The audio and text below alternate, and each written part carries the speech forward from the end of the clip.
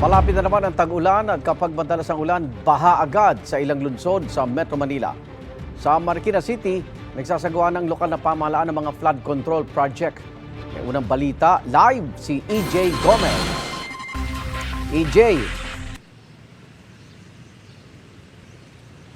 Igan, puspusa ng mga hakbang na ginagawa ng mga lokal na pamahalaan ngayong papalapit na ang tag-ulan. Dito sa Marikina City, partikular dito sa Ilog, ilang buwan nang ginagawa ang dredging. Kasabay niyan, itong widening para mapaluwag yung ating river at mapataas yung water capacity nito at maibsan ang pagbaha sa syudad.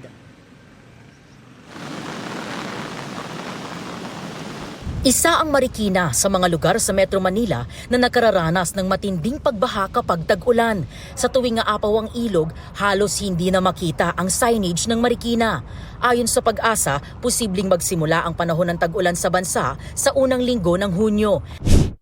Kaya naman dito sa Marikina, ngayon tag-init pa, puspusan ang mga ginagawang programa ng national at local government para maibsan ang pagbaha sa syudad.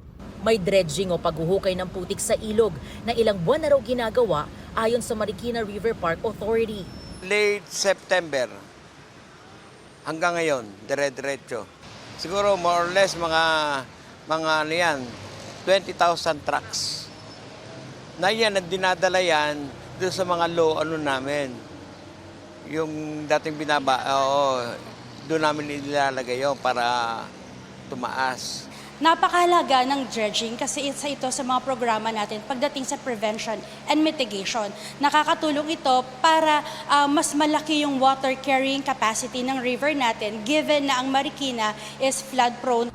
Kabilang din sa flood control efforts ng Marikina ang Pasig-Marikina River Channel Improvement Project. Nasa 50 to 55 meters ang lapad ng Marikina River ngayon na magiging 80 to 100 meters sa pamamagitan ng ginagawang widening. Ang dredging naman nasa humigit kumulang 3 meters. Sa kabuuan, halos doble raw ang magiging water capacity ng Marikina River kapag natapos ang mga naturang proyekto.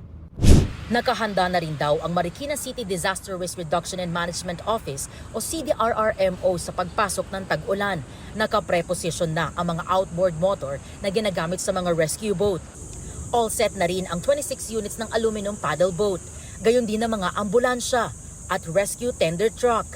Nakaayos na rin ang mga life vest, life buoy, aerial basket, mga tali, at salbabida para sa pag-rescue. Lagi nating ine-expect yung worst, kaya naman lagi nating pinaghahandaan ito. Konting ulan lang yan, hindi. Konting ulan lang, mahina man yan o malakas, dapat lagi kaming prepared. Ano pa lang, elevation 14. Wala pang baha yun. Elevation 14, activated na lahat kami. Ganun kahanda ang city. Nakaready ng aming evacuation centers, lahat. City, nasa engineering ako.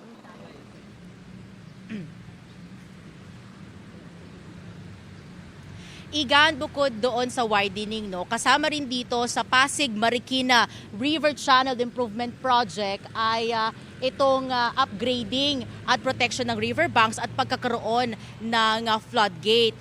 Kasama rin dyan yung pag-upgrade din daw ng outpole o yung mga tubo na dinadaanan ng mga drainage papunta dito sa ilog. At yan ang unang balita mula rito sa Marikina City. EJ Gomez para sa GMA Integrated News. Igan, mauna ka sa mga balita, mag-subscribe na sa GMA Integrated News sa YouTube para sa iba't ibang ulat sa ating bansa.